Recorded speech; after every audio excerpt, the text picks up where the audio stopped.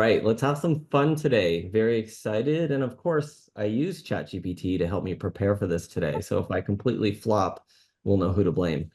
So today we're talking about growing your business with ChatGPT and AI, which is episode 1 of the Financial Poise Sales, Marketing, Advertising, and Publicity Bootcamp series. You can read more about Financial Poise on slide 47. Today, we have a number of panelists with us. We have Bridget LaMarche of Boston Intelligence Group. Welcome, Bridget. We have Mark Mandula of United Capital Funding. Nice to see you again, Mark. Nice to see you, Bill. Thank you. And we've got Kathleen Mitchell of F12. Thank you for having me. All right. And my name is Bill Schick. I'm your moderator today. And since neither Financial Poise nor this group intend this to be an infomercial, we're not going to go into the bios. If you want to know more about us or connect with us directly, you can check out our slides 39 through 42. Quick note about the slides where it makes sense. I'll call your attention to the slides that are relevant so you can take notes if you like. Don't worry if you're listening and not watching, you'll be fine because the slides are not critical to this conversation. Now, a note about our sponsors. Sunburst Digital, maker of Type to Learn, the #1 typing app for children K through 12, is one of our sponsors today. Max Asset, if you need to conduct an online auction, Max Asset is your turnkey solution. And our third sponsor is Mood, the nation's premier online retail cannabis dispensary. There's more info on them on slide 3. And Financial Poise webinars are supported by sponsors, so it's really important to us that you do check them out, and there's an offer on that slide for you. Last thing before we begin, there's a disclaimer. You are not our clients. We are not lawyers, marketers, or consultants for you. What we do today is for your general education and not for you to act upon without appropriate advice for you. Now, with that in mind, let's dive right in. We are going to begin looking at a hypothetical professional services company. So Mark, let's say I've got this hypothetical company. I've been a long-running go-to provider in my community, growing through traditional networking for 15 of the last 20 years. I have noticed in the last 5 years that winning new business through networking is a little bit harder, and I'm looking to leverage my time better.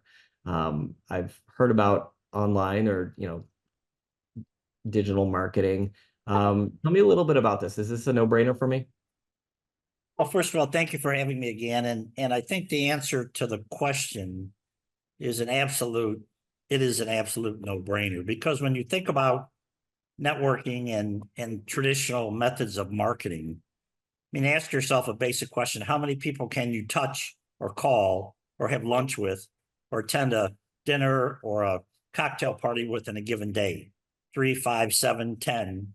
If you did it every day of the week, every day of the year for your entire career, what I think you need to understand and really focus on is digital marketing and AI and Gen AI and a lot of the things we're going to talk about opens doors that you simply cannot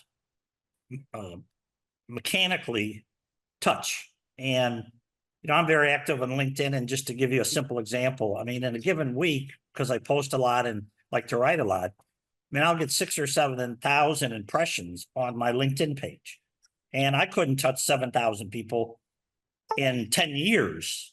So I think the answer to the question is, but I think it's important, and because we're of this hypothetical professional services firm, it's really important that we do it the right way and we don't cheapen whatever profession we're in. If we're a lawyer or an accountant or an actuary or whatever we do, you have to really, really be careful to not come across as some, I don't want to use the word used car salesperson, but I mean, you really have to be careful and you have to have a plan.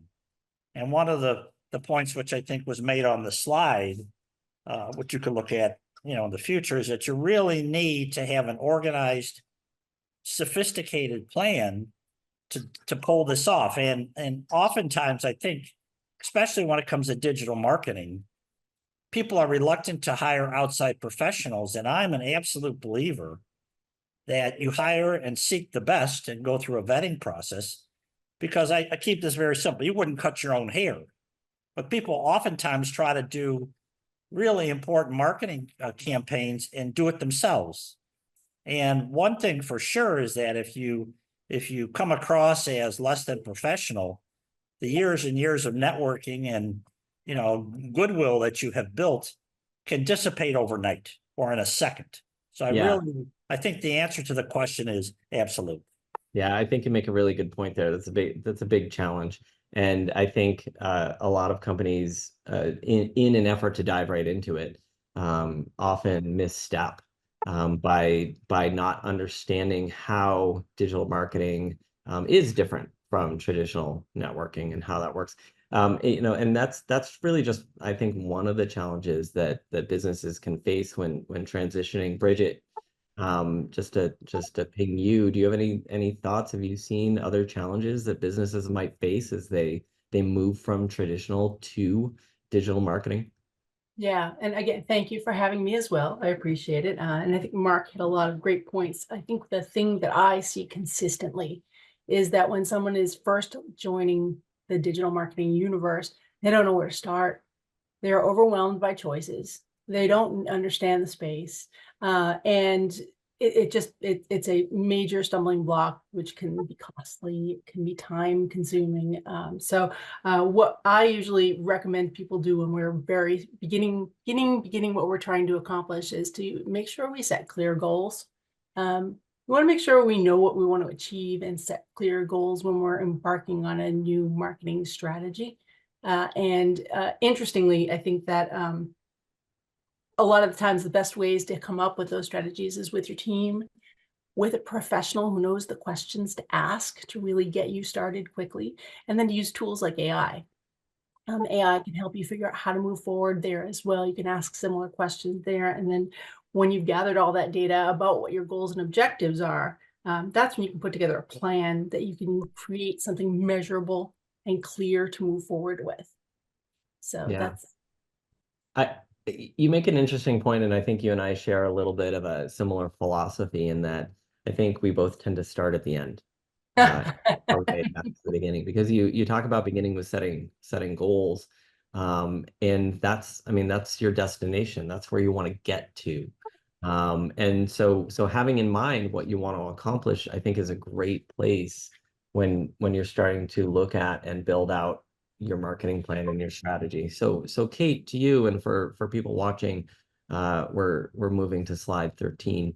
To do what we've talked about effectively, we need a marketing strategy. In your experience, what are kind of the minimum requirements? What are the bare bones of a good marketing strategy? Well, number one, it is the goal, like Brittany said. So you need to have a goal. The goal is starting from the bottom and working your way to the top. Absolutely, that's one way of looking at it. So you have your goal in mind. And, who are you selling it to? Why are they buying it? So it's all about creating your customer profile, your ideal customer, the persona building, who's buying your product and why are they buying your product? Are you creating brand awareness, right? So we talked about digital marketing and kind of that, what you can do with digital marketing is really create velocity at the top of any type of marketing funnel to create that brand awareness, so people are understanding what you're doing, who you offer it to, and what they're going to buy. And then you create your marketing funnel and tactics for each phase of that funnel, and then rinse and repeat with your measure and refining. This is absolutely my most favorite part of marketing, is putting together the plans. Not so much executing the tactics, but this part is just, this is my milk and honey. I love this part. Yeah, I think it's a lot of fun to work with clients and help them take their vision for growing their business and turn it into really this overview and this plan. So thank you for sharing that. Thinking about that, Bridget, to you, and looking at for people watching slide 14, when people are starting to put together their goals, they are a lot of times focused on how much of my services or my product can I sell? I want to sell this volume of what I'm selling. But then they take that and they translate that too directly to their marketing strategy, and they focus on building a marketing strategy around what they're selling as opposed to what a customer might need and what they're buying. And they lose focus of the customer in all of this. Why do you think that's a mistake? Well, I mean, not to put a too fine point on it, but it's a waste of time and a waste of money if you don't start with your customers first.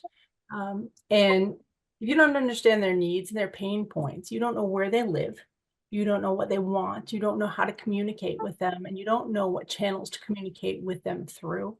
So I think it's just, it is really the most critical first set of steps is understanding that customer best. Yeah, I think that's a great point. Do any of the other panelists want to weigh in on that? It's an absolute great point. Sorry, I just jumped in there. And it's all about customer obsession. I know, like, you're offering professional services, or you have a product that you built it, you grew it, it's your thing. And you're obsessed with that, but your obsession really needs to be on the audience that you're trying to attract to your service or product. So customer obsession, number one. Excellent, excellent. Mark, any thoughts on that? No, I think that's absolutely right. And the point, which really comes home for me, is that absent doing it the right way, you're going to get very frustrated and the journey goes sideways. And then you get, I'm not picking on the accountants in the group, but you get, cost conscious folks that involved, and you really never get off the ground. And again, I think this goes back to somebody made the point, which is a real good one, is knowing what questions to ask, do your homework before, and really take the time to get educated. I mean, one of the things which ceases to amaze me, for all the information that resides in the cloud and elsewhere, oftentimes people don't get the basic education they need, so that when they go into a meeting or they get involved in this, they have a good understanding of terms and they're not lost. But I think it's important that you take the time and you do your homework, or it'll go sideways, period.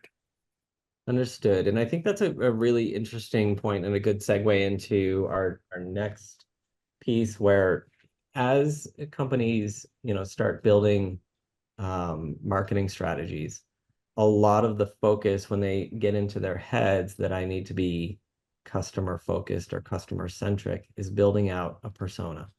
And we see initial swings at personas to be very demographic driven. I've got my buyer's a mother with 2 kids and a job and does yoga on the weekends, and just things that are just completely irrelevant really to the business part of what we're doing.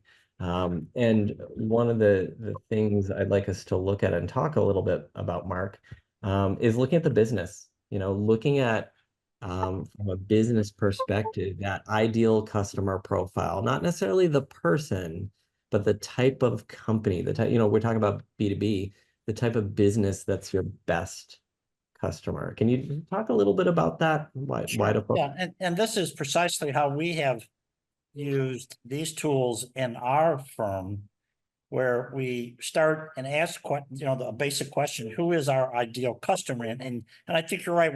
We focus a lot on age or location or profession, but I think what you need to think about as part of that discussion is it's a much more robust umbrella than those markers. And I have I'll give you a really simple example. A friend of mine, who is a retired executive, decided to go back to law school, and he got a degree and became a lawyer. And so when he asked me, because we have used this for years, he said, "Hey, I want to start marketing my services." And I said to him, let's back up. There are 1.7 million lawyers in the United States. That may be good or bad, depending upon your perspective. In the state of Florida, where I am, there are 107,000 members of the Florida bar. So I said to him, how are you going to be any different than the other 106,999 lawyers.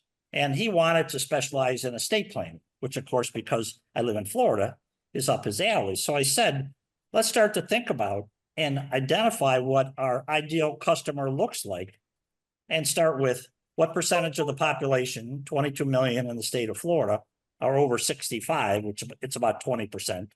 Okay, we start with that group. We want to target people with money that have some kind of income, that want to do some estate planning, that are willing to pay for it, perhaps own a home. And so you begin to build this persona using demographic and other information that takes that very wide shotgun approach and narrows it down to a very finite group. Then you think about a marker like what county in the state of Florida has the most elderly or oldest average population. It happens to be Sumter County. The average population there is about, I think it's over 65. And so then you really have taken all of this data, which again, this is where AI and Gen AI and ChatGPT can save you hours or years of work. Because if we begin to look at all that data and begin to put together that ideal customer profile, the most important thing, and I think it's on the slide that slide 15, is that then you have to ask yourself, what's their pain? What do they need? So I want to find someone who has not had any estate planning, who needs it and knows they need it, but they never got around to doing it. And how can I appeal to that firm or person? Or how can I appeal to that professional services firm, whether that be another law firm or an accounting firm or an estate planning firm, and target that ideal customer and be successful? Yeah, I think it makes some really good points here, and we'll sort of, we've blended into the persona development, which we'll get into also in a moment. But I think one of the things that I think would be interesting to talk about briefly, and Kate and Bridget, if you want to chime in as well, in developing an ideal customer profile, we look at the type of business that specifically a business as opposed to a person, who would buy our services. And this is key. I see this with companies that want to sell maybe higher ticket services.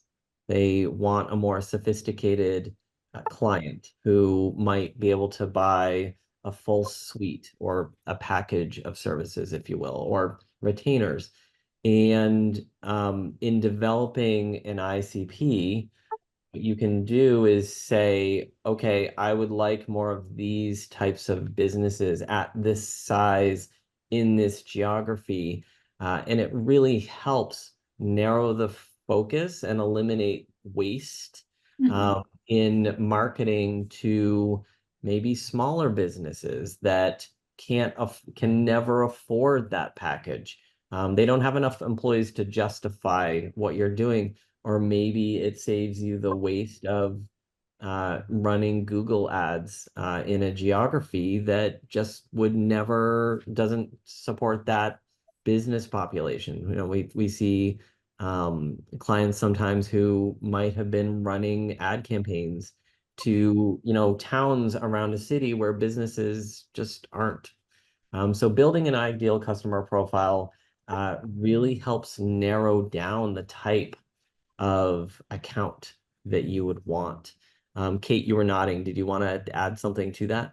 Yeah, so like the business needs and the pain points, this is truly your North Star, right? If you're in a B2B business, this is something that will really help you get into that persona, that person. You'll be able to create messages that just hit home with them.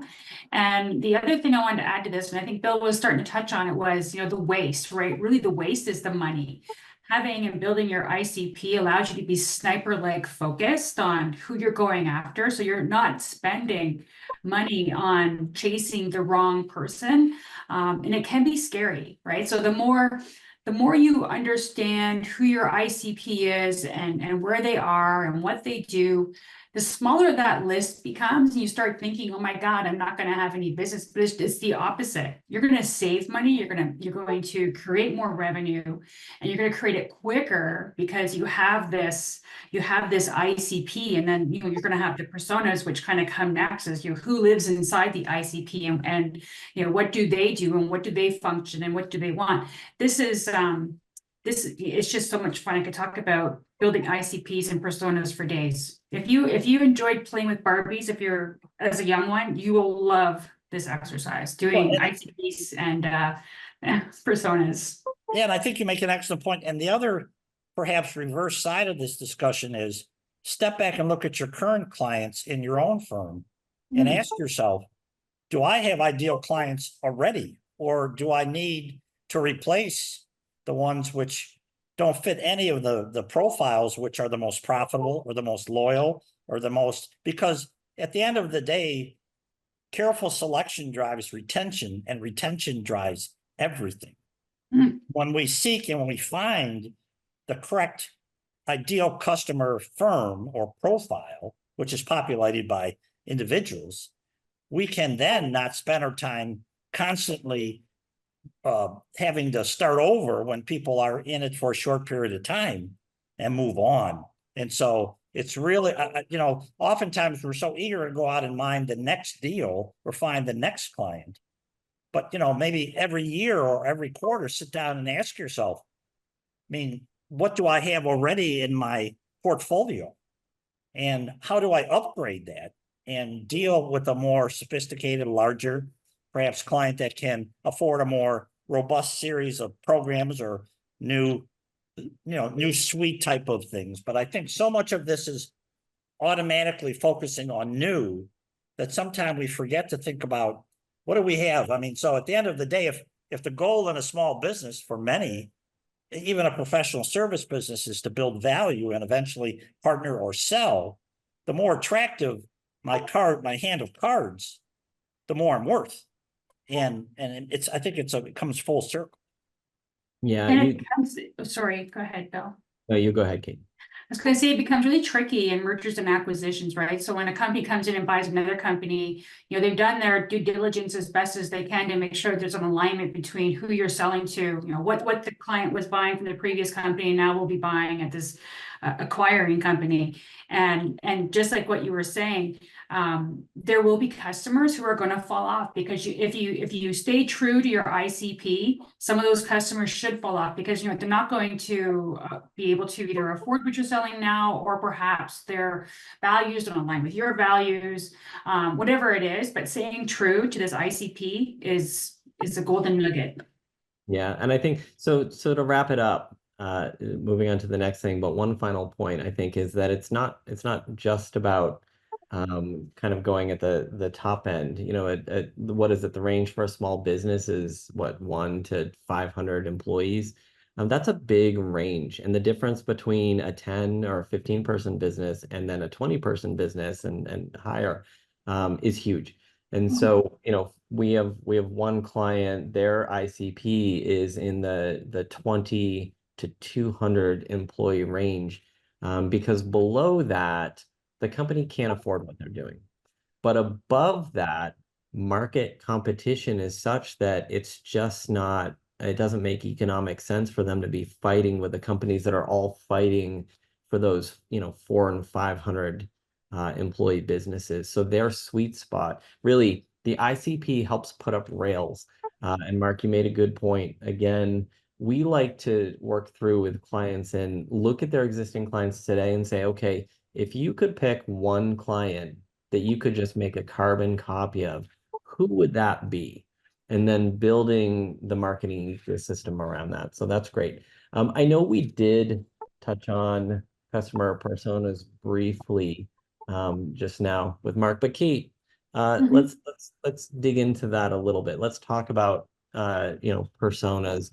Demographics are important to an extent, but that's not the end of it. That's not, knowing somebody's age and where they live is, especially in, B2B services, that's not everything, right? That's right. So your ICP, where you're talking about kind of numbers and data, You come to your personas and you're talking about the characters that are in your business, or the characters that live inside of your ideal customer profile. And what you want to do is, it's a fun exercise that you're gonna create what this person looks like, complete with a name, and what their life is like, what they do on a daily basis, what their likes are, what their hobbies are, what their goals are, how much they make, perhaps that might be important. Basically what they do on a day-to-day basis. And then on the slide here, slide 16, it goes on further and it does scenario building, which I think is really cool too.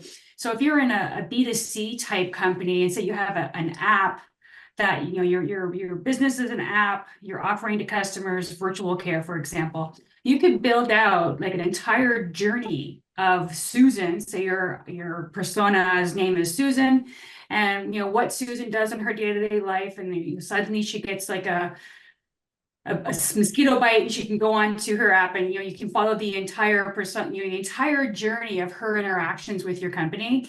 Or maybe she even refers the app out. Like, there's so many layers you can add to building your persona, creating as many characters as possible, but you want to have three perhaps tops 5 personas that are perfect fits for your company. And then what you do, I'm very sorry about that. Then what you want to do is create messaging, and it's probably on this slide, but messaging that goes out to each of those personas. So you're talking to that customer in their tone. Yeah, so I think you're alluding to segmenting out, your list and marketing and tailoring it specifically to them. And we might dig into that a little bit more as we get into how AI can help. And I think you make a really good point in mapping out the different journeys for different buyer personas. When you were talking about it, were you thinking specifically of different personas and different buying scenarios, or were you talking about maybe a buying committee where you have different personas making a more complex decision for a single purchase? Yeah, so you could do both, right? So if you do have something that's more complex, where you have buying committees and influencers who sit on those committees, and the ultimate decision maker, the person who's doing the research, you want to be able to create messages for each of those people to help influence the decision along the way. So B2B, a little more complex, a little more sophisticated. And I think that with consumer marketing, you got a little more, I don't want to say leniency, but I certainly think that the journey for consumer marketing is a lot more fun. It moves faster. Of course, you need to have more marketing dollars behind your B2C marketing. But it moves quick, which is fun. Yes. Does anybody else want to weigh in on that? I think you make an excellent point, which is, in my experience, and again, we provide funding and capital. The journey on a B2B opportunity can be, it's seemingly forever. And it's completely different than someone like you said, who gets a mosquito bite and they need something instant gratification. I mean, you have to constantly be working with the goal that whatever your professional service is you're there at the point where they actually need it. And so this is a never-ending conversation between the supplier of the professional service and the potential B2B target. And I think sometimes people forget that, and everybody wants instant gratification, but it goes back to what I said when we started. You have to be very careful not to be viewed as a bully or as overbearing, because you get one shot at it. And if you aggravate, someone at the front end, what do they remember? It's like a bad meal at a restaurant. They don't remember anything, but it went sideways. So I think you have to be patient as much as that's possible when you get and compare a B2B to a B2C type of journey.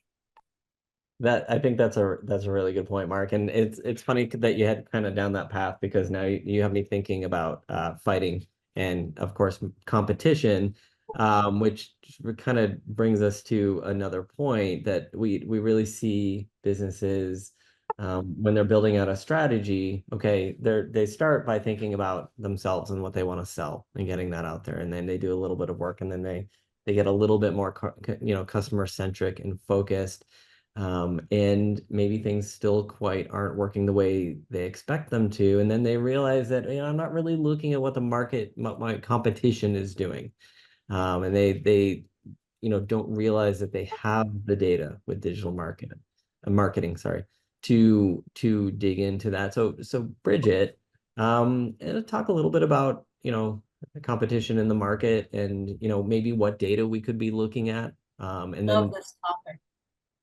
I'll shut up. Competition Here you research go. is my favorite. Yeah. It is the biggest cheat there is out there, frankly. And I'm going to get in the weeds a little bit for a second. The digital data available on your competitors is staggering, especially your successful competitors. And it really is, it's the cheat codes to your business. So what you can really do with this is, especially with AI, which is why I love my AI tools, you can literally go out and use Google and find out who's ranking. And I'm going to get, like I said, I'm going to get a little granular here. Who's ranking in the space that you want to be living in? You can take those top 3 or 4 website URLs, drop them into ChatGPT and ask ChatGPT to start a competitive matrix for you. It will automatically populate that competitive matrix in a format you can export to any spreadsheet, like the key data points about that business, including keywords and what their price points are. I mean, this stuff just automatically fills in, which is such a great way to get started on competitive research.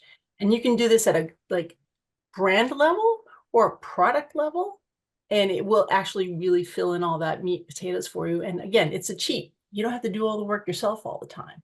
And there's a lot of SAS softwares out there that actually just make a ton of money just doing this kind of data mining from websites. So yeah, it's overlooked. There's a ton of great tools for it. And like I said, my favorite one is just coming up with this. Drop in your URLs of your competitors and ask to start a competitive matrix.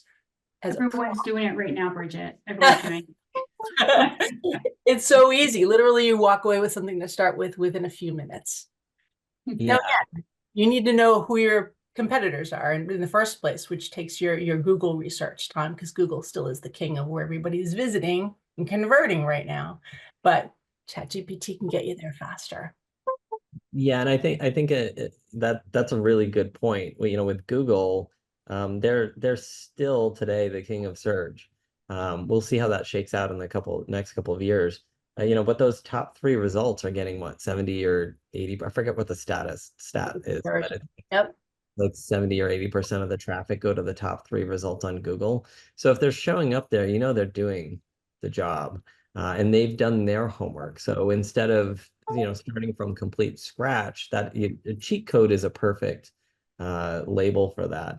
In looking at that data, and so you can look at where they're winning.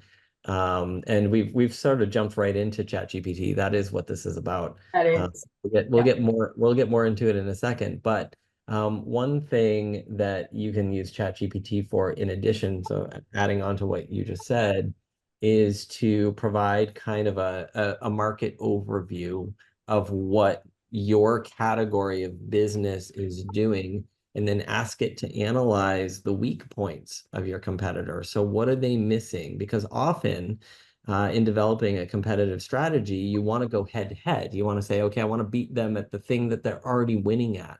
But if you're just starting out, you're the new kid on the block. You're starting off a little bit behind the ball. So the place for you to get a first foothold is where they're weakest, for you to go in at your strongest there. And ChatGPT can help you understand where that opportunity lies for you. So that's also, just to help with that, because a good gap analysis there is a really good thing to be working against as well. But in ChatGPT, you can ask for leaders in markets too. And the data in ChatGPT, I believe, is up to 2022 right now. So you can say who are the top people performing like this in specific markets, and it can help you start to develop your list of competitors as well. Yeah, and I would just put in a note, because anytime any of us references ChatGPT is changing like daily. So anytime we look at data, we mention stats. I screw up stats all the time, but anytime we're referencing any of that, just double check your own numbers because things are changing daily. And when whoever's watching this watches this next, things might have changed already. Does anybody else want to weigh in on market competition and pulling together data on? Well, I think those are excellent points. One other thought I had was we've used to look at specific markets where the market is growing faster than the new entrants are coming in, or the current firms are able to provide a service. And so when you think about it, and again, this is one of the beauties of having these tools. If you said, take the top 10 fastest growing industries in whatever geographic region that you want to serve in, and then look to see if if there are sufficient number of players coming in to keep up or are even anywhere near dealing with the demand that's growing rapidly. Conversely, the other way would be look at the declining ones. And so if it's heavily populated, if there and the total market is starting to shrink for whatever reason, I think that's how you can use, as they said, the data can be very powerful. And the other part of it, and you made a very astute point, which is as long as you check your math, these functions can be performed in a nanosecond relative to the way it used to be done. And speed is everything. And so I think it's really, really important that people get educated on the tools that are out there and begin to experiment with them. It's not a perfect science. You're going to make mistakes, but at least you have to get familiar with it. Yeah, that's a really good point. Thank you. So switching gears a little bit, high level building a marketing strategy is very important. Having a strategy to do anything is key. But a lot of times companies will hire somebody to help them build a marketing strategy, and it'll be very high level. It'll be very vague. It'll be light on connecting that persona to how do you turn that persona into an actual paying customer.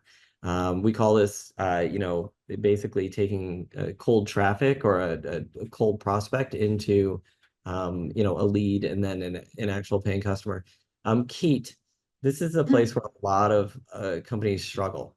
They invest a lot in strategy or nothing, but let's say they invest in strategy. But sometimes that strategy, they miss out on how that's actionable. Can you talk a little bit about kind of the customer journey and funnels and how we actually make a strategy actionable? Yeah, so I think a lot of the pain in the past, and I think obviously ChatGPT AI has made this part of marketing go a lot faster because you can use it to accelerate, to create content and things at each stage of the customer journey as they go through your funnel. And I think in the past, we had great ideas about all the things we wanted to achieve, and then we were looking at, our marketing plan, and then we realized, oh geez, I don't have content to do top of funnel and bottom of funnel. And so it slowed things down. And, OpenAI, when it came out, I guess it's been a little more than a year now that it's been accessible to everybody. For me, myself, like I'm a two-person marketing team. Our acceleration through building our marketing funnel activities has just, it's gas to the floor. I'm able to quickly create everything at all stages, right? Whether it's SEO on a page, then make this page really perfect so that I'm attracting that top of the funnel, creating webinar topics, creating ebooks, things that are downloadable to create, lists that you can then remarket to, create the perfect message for your ICP, for your personas, to make sure that you're in front of them. And then right down to, even your demo, like how to create your calls to action. It's just, yeah. Does that answer your question, Bill? Where'd you go? I'm here. You see me? There you are. I think that was really great. And, I think that just for people, listening and watching, we're on slide 18 and we can see the different phases. But basically we've got, a top and a middle and a bottom of the funnel. The top of the funnel's farthest away from the sale. Bottom of the funnel is closest to sale. And as you said, Kate, ChatGPT and AI can really accelerate what we create. It can inform us, Mhm. give us ideas for topics to create that might be relevant to our ICPs and our personas. And I And the think, other thing is predictive, right? So predictive analytics. There are AI tools out there now that can help kind of expose what they're calling the dark funnel, right? So the people who you don't know who are looking for your product, but they haven't happened across your site yet. So tools like Sixth Sense, for example, can kind of be that flashlight that shines the light on the people that you don't know yet, and then you can start creating messages, even top of funnel. And then move those people through your funnel a lot quicker down to the bottom where you want them to be, where they're ready to buy. It's just, I think you had mentioned earlier, things change daily. The speed of which technology is advancing, and that we can apply to marketing is just outstanding. It's such an exciting time. yeah, I think that's great. Does anybody want to chime in on what Kate just said? I couldn't agree more. I mean, well said. Okay. All right. Well, thank you. Looking at that, that gets us right into, well, we've already been talking about ChatGPT and AI. But let's take a quick step back, Mark, if you will. A lot of professional services professionals don't have experience creating marketing strategies and funnels or even using AI. So in looking at this through the lens of lead gen, I mean, ultimately, I want to spend my time well, and I want to be focused on getting new customers in. I don't want to be busy. I want to be effective. Let's talk about tools like ChatGPT. Give me kind of the quick the 1 minute on ChatGPT, and then let's talk Sure. about how it can help. Sure. So I think it's really important to start and define some terms, because I think there's a lot of confusion and there's a lot of half-truths or mistruths that are out there. So the first term I think we need to define is, what is AI? And AI is nothing more than the development of a computer system or a machine that can perform tasks that would typically in the past have been done by use human intelligence. And so what are those? Learning, reasoning, problem solving, understanding, recognizing patterns, perception, decision making. We use AI, we confront it every day of the week. If you use Siri or Alexa or any type of assistant, facial recognition, if you travel at an airport, you think about the journey. You used to hand your ticket to someone and they looked at it, and all of that is AI. And so, but I think there's a lot of fear of not only AI, but Gen AI. And I think it's misguided for a couple of reasons, because these tools are meant to supplement or augment human creativity and human potential, not to displace us. And so, but that requires that we get educated about how to use them. And interestingly enough, the Census Bureau did a comprehensive look at this as part of the last census. And on November 23rd of last year, which was just near the birthday of when ChatGPT came out on November 30th, it concluded that only 3.8% of the businesses in the United States of all size use any kind of AI. So what's fascinating is that when you think about that, that means 96% of your competitors haven't used it yet. And that's why I think it's imperative that we begin, to use tools like ChatGPT and others, because they're amazingly powerful. And so how I would start the conversation is to get on and just experiment and try it. It's not going to harm you in any way. And once you get familiar with it, I mean, if you look at the data, it's just astounding. I mean, I pulled some of the facts up. Right now, ChatGPT, and there are others, but that's the most well-known and visible, it can convert text into 95 languages. So think about this a minute. You're a lawyer in Florida that wants to appeal to a multicultural series of clients. In the past, we would have hired a translator, paid he or she. And of course, as Bill said, you have to be very careful to check your math and do your homework, because it does make mistakes and it does hallucinate. But the important thing is that these tools are out there, and there are so many ways. For example, the last point I wrote down some of the ways that we've used this in each of those funnel points. So in the awareness stage, how I would use an actual query on ChatGPT would be something like this. Write a 100-word introduction to our services, highlighting the innovative features and the problems we solve.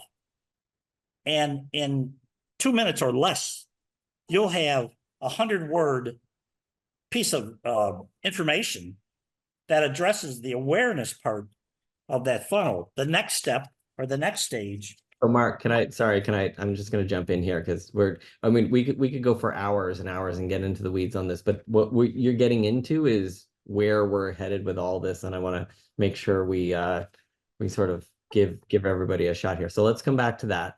But I want to make sure that people understand that ChatGPT is simply an easy interface to interact with basically this giant brain that can help you think and move faster. And I don't know, Kate, Bridget, would either of you like to sort of chime in and add a little, additional dimension to what Mark was saying? And Mark, sorry for cutting you off, but No problem. Go ahead.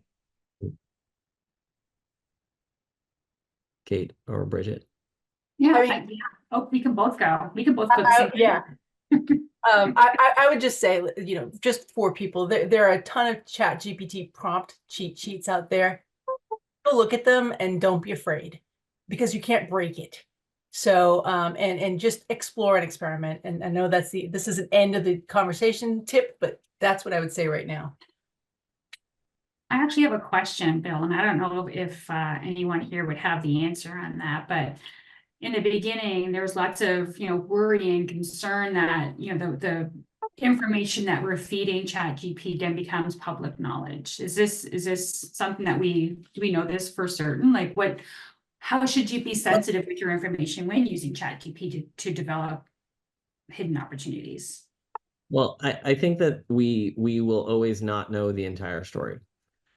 However, there are controls and things that you can put in place to make sure that, we work with clients, and if you're working in legal and finance, you're working highly regulated industries, you have IP that you want to protect. You have key data that you can't have floating out there. And there are private modes, there are ways to carve off areas for you to work where you can tap into the larger information and knowledge base, but not get your information put into that. Because I think the general consensus is that as ChatGPT or tools like ChatGPT would use your interaction with it to learn and in theory get better. And so it would need to have some of that interaction and that information working into its larger model. Bridget, do you want to weigh in Yeah, on that? I do have a biotech client that is using a private slot for what they're doing because their data is sensitive. So they've got a private environment and they've gotten that through Microsoft. So, and they do access the bigger feed, to Bill's point, but their stuff is not integrated and it's a private service. And I think this speaks to the need to sit down and have well thought out written policies, procedures, best practices in place and be monitored and have someone be held accountable. Because absent those rules or those guardrails, it can get out of hand. And so one of the things which before I would advise anybody go out and start to use it or allow their employees, and again, the fastest adopters of this have been students who have figured out it's better than reading the book kind of thing. And many companies have banned or limited the use only to have their employees go pull out the VPN and go on their own computer and have it do it for them. But I think it really speaks to the need to have a well thought out, well constructed, clearly understood and communicated policies, procedures, who's responsible, who is in charge. And as Bill said, and everyone else has said, this stuff is moving at quantum speed. And so the policy that was written in February needs to be reviewed to make sure it's still relevant. And to do that before you get into a can of worms by having sensitive or information get leaked. or be Yeah, I think become that's a AI. really yeah, I think that's a really good point. I mean, it's like any technology in the history of people. I mean, it's going to go. And you can adopt it and put up the rails and guidance on it and run with it or ignore it like a lot of people are right now and not get the benefit of it. So I think that's a good point. What I'd like to do, we have a couple minutes here. I'd like to give some sort of more um, practical advice and high level. I forget who it was, but maybe it was all of you at some point said it. Just get in there. You can't break it. Start asking it questions. I mean, just start with simple things. I mean, you can start with basic questions and queries. Like I run an accounting firm of 30 people. Where do I get started with digital marketing? And it will treat you, like a beginner. And if it gives you too much information, you can say, you know what? Simplify it, shorten it. I don't have this kind of time. Give me the high points. It will go where you direct it. So with that kind of in mind, let's take a quick minute and look at the funnel we talked about. We talked about top of the funnel, mid funnel, very messy, middle of the funnel, and bottom of the funnel, not explicitly, but Bridget, looking at ChatGPT or AI, I find that this is the place where I really, because it's closest to the sale, it's the place where data can help me a lot. How can I use AI to get me going with whatever it is I'm doing in digital marketing at the bottom of the funnel? Yeah, so I think there's two things. You want to make sure, number one, that you've got a data package on your on your website. You want to have data so you can see what people are actually doing, so that you can integrate that and what your plan is. And then the great thing about ChatGPT and AI is that you can start to iterate closers. You can come through different language of different ad campaigns to close language down. You can do different calls to action. You can use different strategies, and you can iterate with ChatGPT to find the best ones, and then check your data to see how they perform. And it's all part of kind of that data package that you can use at the end of the sales process. Does that make sense? Yeah, so let's talk a little bit. Let's unpack that for a quick second. When you say data package, do you mean something like a analytics tool? Yes. So I like Google Analytics. Mhm. So ChatGPT and Google Analytics work nicely together. And you can actually dump your data from Google Analytics into ChatGPT, and it can give you some patterns of behavior. So you can see, which people from which ad sources, for example, are performing the best, and if they're staying long enough. And then you can start to see how your ad campaigns are working against that data. So it can start to help you make better decisions about your language at the end of the process. So if you're saying, sign up now or get more information, or some of these sort of closing statements in your ads and in your materials, the AI can help you determine what's working best and how to change that language to make it work better. You can Yeah. ask to help you with that, give you three to five examples of things to try, and it will give you 3 to 5 things to try, using your keywords that you should have been doing research on earlier. So, but yeah, it can really help you close the sale at the end. I think that's great. And you focused, I think, on like pay-per-click, but you can do the same thing for organic search or SEO as well. Yeah. And a lot of companies aren't ready to jump right into pay-per-click. And so just trying to show up in natural Google search results, which are changing right now too with AI, and we don't have time to get into that, but Yeah, because we Google's were just rolling talking out. about things that are, giving your data over to ChatGPT. Well, part of that is going to be search results in a few years. So do you want to be out of that, or do you want to be in that? So these are bigger questions for later. Yes, they are. And so moving quickly kind of through the funnel, bouncing up to the top. Kate, same type of thing. How can I use ChatGPT to get me going at the top of the funnel? All about your content. So your SEO, 100% SEO, blog writing, long form blog writing. You can accelerate content so fast using ChatGPT and other platforms like it. And the best way to work with it, and I work with it every day, is it, I used to wake up in the morning and Google something. Now I wake up in the morning and I AI something. I'm chatting something. I'm asking it questions, and it's giving me ideas for what I can post that day or later that afternoon for my LinkedIn post. I have it find articles for me that are relevant to my campaigns that I'm working on right now, and I can quickly create content and just get it up on LinkedIn. It'll even do images for you. So, that acceleration, making things move quickly. The other thing about it is it can be a cost savings, right? For lots of companies who outsource a lot of the work and that reporting and getting market testing, etc., like what Brittany was talking about. You can say it's a cost savings to you, and it's immediate too. You don't have to wait to book the meeting with someone, go through the ideas and the concepts. You get it immediately. So if you're a person who really likes immediate satisfaction, ChatGPT is just something that it'll cater to you. It'll help you cater to your audience.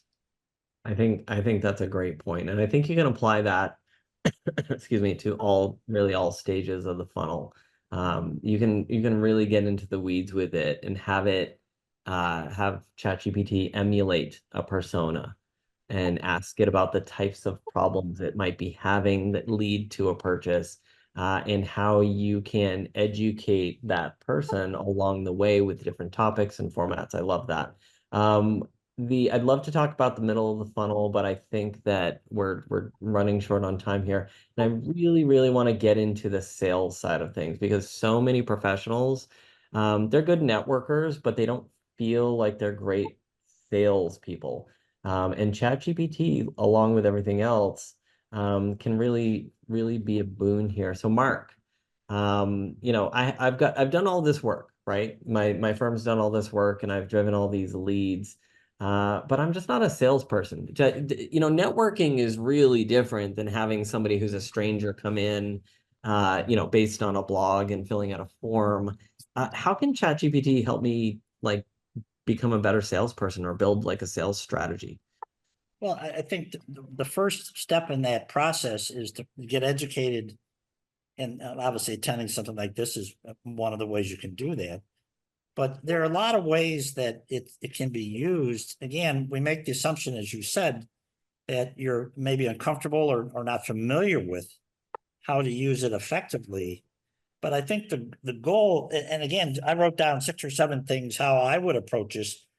For example, you could use it to personalize an email campaign based on what you've learned about, the behavior of a potential prospect, whether it be a business or an individual. One of the ways you could use it is to automate responses to frequently asked questions. So instead of having someone, man the phone or whatever the phone, provide it in an easy, simple to understand format, so that you could use it when you're trying to learn how to market using digital tools. You have it as a backup, or you could rely on it as sort of not a crutch, but really as a resource. Optimize when you're going to follow up, the timing, what the message is, how quickly, what is that, what does it say? And again, I think it was said a couple of times, the secret is to experiment with it and try to use it and understand that this is a learning, process and a journey that is ongoing. And, the other thing which I would encourage you to do, and, I wrote down some ideas about when you actually start to ask ChatGPT, keep the search simple. Put a number of words. Give me a 100-word synopsis of my major competitors in the state of Pennsylvania or whatever.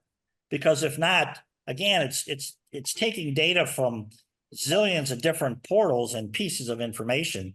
And if you don't really, and the other part of it is use words that are verbs. Compose something, create something, craft something, develop something, write something. Give it a task to do, and it will really make the results much more effective.